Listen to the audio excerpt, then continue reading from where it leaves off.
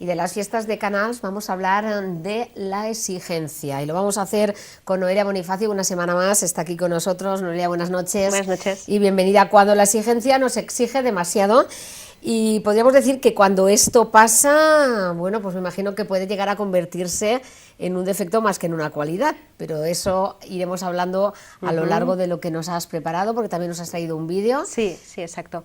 Pues muy bien, sí, efectivamente es lo que tú has dicho, es cuando la exigencia nos exige demasiado. Entonces, más hoy en día, en esta vida que llevamos tan apresurada, ¿no? Que no nos paramos muy bien a tomar conciencia del presente. Y este tipo de personas que suelen exigir mucho y ser muy exigentes consigo mismas, suelen utilizar mucho la frase de soy exigente conmigo y exijo mucho de los demás, y hay veces que incluso lo dicen con un tono un poco de orgullo. Lo que habría que buscar en este caso es un poco la creencia que existe bajo, que no tiene por qué ser esta, pero suele ser la más común. La creencia suele venir un poco cogida de la mano de la exigencia, de creencias como hay que trabajar mucho o hay que estudiar para ser algo en la vida, ¿no? Entonces, la cuestión es cuando la exigencia está en equilibrio, cuando es buena, nos alienta, nos ayuda a tener un objetivo claro en la vida y a marcar un poco la diferencia con los demás. La cuestión es cuando esa exigencia ya se excede, cuando en realidad se convierte como en una tortura para nosotros. Este tipo de personas que suelen sufrir un poco lo que es la exigencia son personas que intentan pues conquistar su meta sea como sea. Se convierte el objetivo como en una obsesión en su vida. Y cuando una persona es excesivamente exigente consigo misma, suele ser muy exigente también hacia los demás. Es un comportamiento que ya no es que sea exigente consigo, sino que también lo hace hacia el exterior. Entonces es ahí cuando la exigencia ya no es una virtud, sino que más bien se convierte en un defecto, ¿no? Cuando estas personas se convierten un poco intransigentes, con lo cual también son intransigentes. Esto viene muy asociado con los demás, con sus propios trabajadores o con las personas que se suelen relacionar. La persona que es muy exigente tiende mucho a buscar lo que es la perfección, y entonces como que buscando esa perfección se pierden un poco en el sentimiento de sentirse insatisfechos, como que esa búsqueda les lleva siempre a sentirse como un poco insatisfechos. Eso sería la problemática que existe a raíz de la exigencia. Y también suelen ser personas que tienden poco hacia la crítica. No aceptan mucho la crítica hacia ellos. Y si empezamos un poco a lo que es a desgranar un poco esa cebolla, a quitarle capas, suele venir asociada a una carencia de autoestima, a tener un poco baja la autoestima. ¿Dónde se encuentra ese ámbito? ¿Por hacia dónde se mueven? Pues te puedes encontrar también en ámbito familiar, cuando por ejemplo los padres son a veces, no siempre, pero hay veces que son excesivamente exigentes con los niños. Cuando un hijo le dicen tienes que sacar buena nota en matemáticas, sea como sea, cuando el niño a lo mejor no tiene cualidades en esa asignatura, y como que los padres se vuelven excesivamente exigentes con el hijo. ¿Qué pasa? Que cuando el hijo ve que no consigue llegar a la meta, que se ve como incapacitado hacia llegar a ese objetivo, pues eso le crea inseguridad, con lo cual no es el mejor método. Siempre hablando desde la exigencia como estado máximo, ¿vale? También se puede encontrar mucho en el ámbito laboral, cuando un jefe o una persona que ostente un cargo autoritario pues tiene cierta exigencia hacia sí, con lo cual muestra mucha exigencia hacia los subordinados. Y también se puede encontrar también en relaciones en pareja o en amistades, también podemos encontrarlo ahí. ¿Qué habría que hacer en este caso? Bueno, pues lo mejor es que estas personas tengan el objetivo trazado, lo que es la meta, pero siempre con una autoestima que les permita llevar y conocer ante todo sus propias limitaciones. Saber que la persona tiene limitaciones y como tal también la tienen los demás. Aceptarlo y llevarlo pausadamente, ¿no? Entonces, lo que sí que sugiero, si quieres, es que los que estén en casa les voy a hacer un par de enunciados, ¿vale? Para que puedan detectar si en ellos existe algún halo de exigencia elevada, si hay mucha exigencia, con lo cual les animo que respondan un poco a esta frase. Si yo les pregunto o les digo este enunciado, yo me exijo ser, que contesten lo que sea. Yo me exijo ser o a mí me exigen ser, sea lo que quieran ellos, ¿vale? Y una vez terminado, yo me exijo ser. La siguiente pregunta sería, ¿en cambio me siento?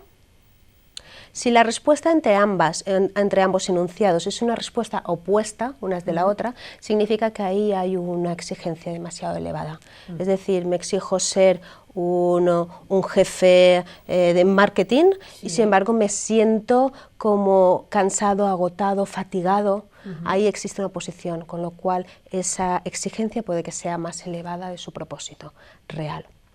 Otra cosa que también habría que tener en cuenta para que esas personas que sienten que son exigentes o han sido exigentes con ellos, cuando una persona acepta la exigencia es porque también hay exigencia en sí, dentro de sí.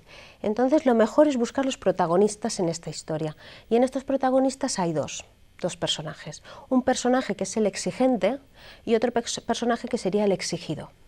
Eso lo tenemos dentro. Hay una parte que exige, que tienes que llegar sea como sea, hay que hacerlo sí o sí, ¿vale? Es como si fuera como el jinete que cabalga y hay que llegar al objetivo sin tener en cuenta al caballo. Cuando el caballo por el camino pues puede perder la vida y caer, puede fallecer efectivamente. Entonces hay que tener en cuenta una parte y hay que tener en cuenta también la otra. O también frases tan potentes como querer es poder. Cuando una persona anima a la otra, el querer es poder, lo primero es que si no consigues el propósito, quiere decir que no quieres. Querer es poder. Si no lo haces es porque no quieres. ¿Vale? Ese sería el primer impedimento. Querer supone que hay una intención, una fuerza y hay energía en esa palabra. Es muy potente. Y el poder implica que tienes los recursos para llevarlo a cabo.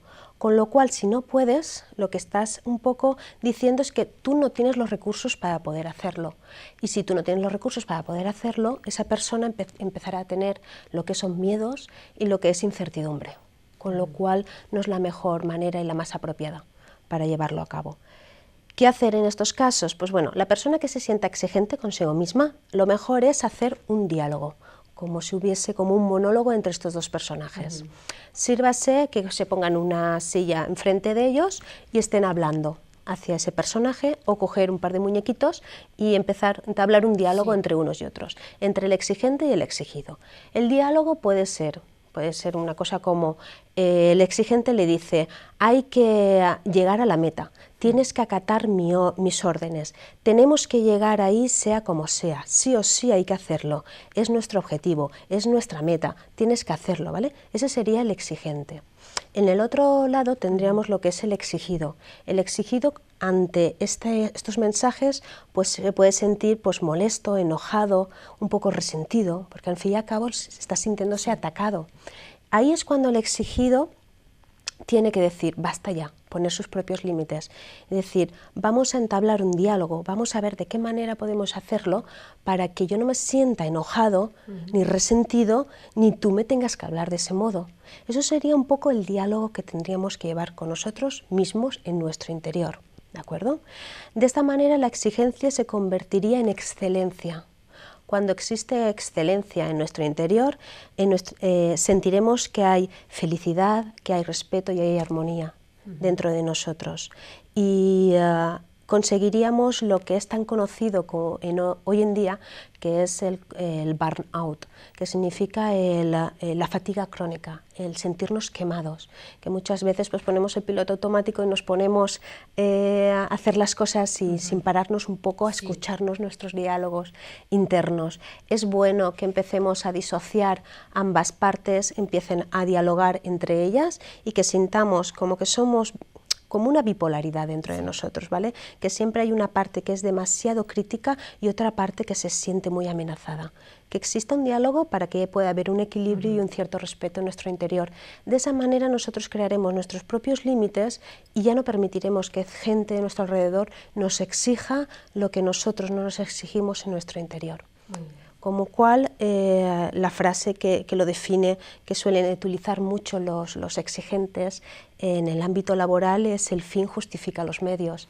Yo siempre he dicho que no hay fin que justifique los medios, puesto que es el camino el que te tiene que dar la felicidad y el que te tiene que aportar todos los recursos que necesitas y la meta poco a poco pues va teniendo lugar.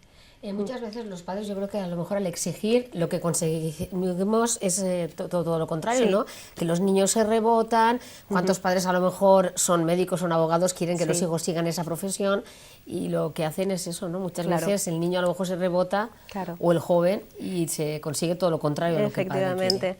Sí, ahí nos tendremos siempre a reflejar un poco nuestras propias creencias. Sí. Los padres, pues siempre de la mejor manera tienden a querer ofrecer a los hijos o lo que no han podido ser en vida o lo que sí y creen que va a ser mejor para Sí. ellos. Yo siempre animo a que los padres dejen que sean los propios niños los que saquen su faceta, sea bien artística, sea de profesión, carrera o trabajo. Da igual, lo importante es que ese niño el día de mañana, cuando sea adulto, se pueda desarrollar bien en su ámbito. Se realice. Exacto, que se sienta capaz y que se sienta a gusto, porque si no siempre se sentirá que no forma parte de ese ámbito y entonces se dejará convencer con más facilidad y habrá más exigencia sobre él que otra Muy bien. persona. Pues Noelia, no sé si quieres añadir alguna cosa más ya para terminar. No, yo creo que en un principio queda bastante claro. Sí. Te vamos a despedir ya hasta el año Sí. que viene. Que pases unas buenas Igualmente. fiestas Gracias. navideñas, que te traigan muchas cosas, Su Muchísimas Majestad de los gracias. Reyes Magos. ¿Y con qué temas vamos a empezar el año? Pues ¿Nos puedes tocaremos, adelantar algo? sí, me han pedido que por favor hablemos un poco de la culpa, con lo cual hablaremos de ella. La sombra me parece muy importante y sí que la trataremos también. Sí. Hay un tema que es el mindfulness, que es la atención plena en el presente, que creo que ese va a ser de ámbito común para todo el mundo y nos manejaremos un poco para ella, veremos qué Muy sorpresas bien. hay. Pues gracias por acompañarnos, nos marchamos a publicidad y a la vuelta más protagonistas. Hasta ahora.